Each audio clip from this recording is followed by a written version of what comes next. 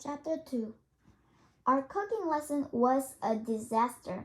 Usually I quite enjoy it because when I'm at home, our cook wouldn't let me near the kitchen. She says it's not the place for princesses and chased me away with a big wooden spoon. Luckily, Queen Gloriana thinks we should know how to cook just in case we don't live happily ever after. Also, she says that some royal families are really poor and can't afford cooks. Anyway, I was so busy worrying about the dragon that I didn't listen what Lady Victoria told us what temperature we should set the oven to. My fairy cakes went out totally black. Florine said loudly, "Who needs the fire brigade then?" And she and Perfecta sniggered together. "Take no notice of her," Sophia said. "Here, you can have some of mine." Katie looked at my baking tray and giggled. "They look like lumps of coal," she said. "Throw them away quickly before Lady V sees them. She'll have a fit." Katie was quite right. They did look like coal. And I couldn't help giggling myself as I looked round for the bin. I couldn't see it, so I dropped my poor little cakes into my school bag just as Lady B tiptoed over to us. She wears such high heels.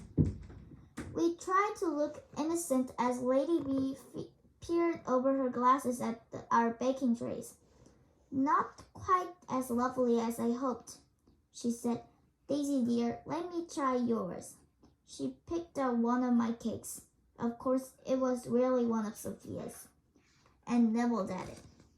"Oh no!" she exclaimed. "Soaked inside of sugar.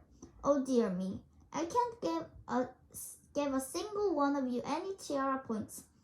What disappointing little cooks you are. I was so hoping your fairy cakes would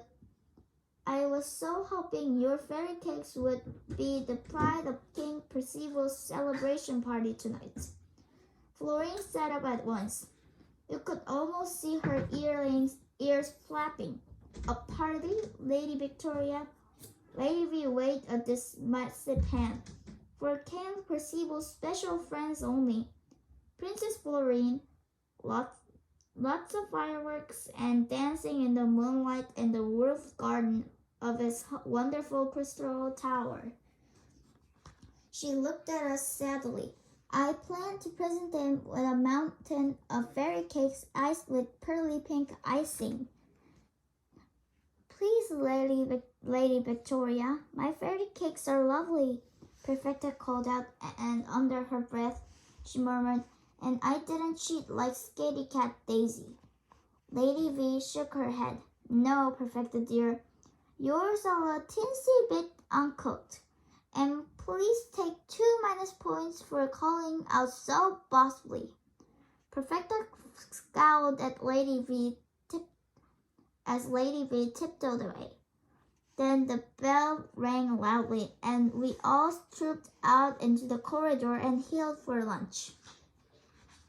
I couldn't eat anything of my pizza. I kept thinking I could smell smoke, and it made me twitchy. Emily didn't eat much either. The dragons will be on a chain, wouldn't it?" she asked Alice. Alice rubbed her nose. "I don't know. When my big sister was here, she never met a real dragon. King Percival was supposed to bring one in, but she was ill or having a baby or something, and he brought in a cardboard cut-out one instead. My sis was really fed up." "Oh," Emily said in a very small voice. Knowing Emily was anxious made me feel a bit braver. "We'll keep together. Scary cats," hissed Florine, and Perfecta laughed. "We'll all stay together," Sophia said. Emily and I held hands tightly as we tiptoed up to the stairs toward the tower room.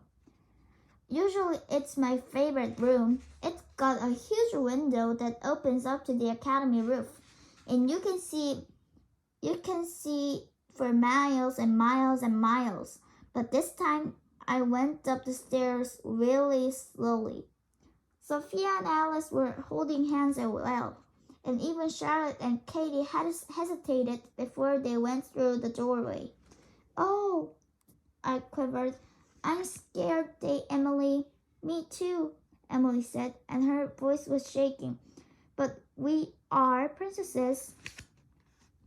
I swallowed hard. "Yes," I said, "let's go."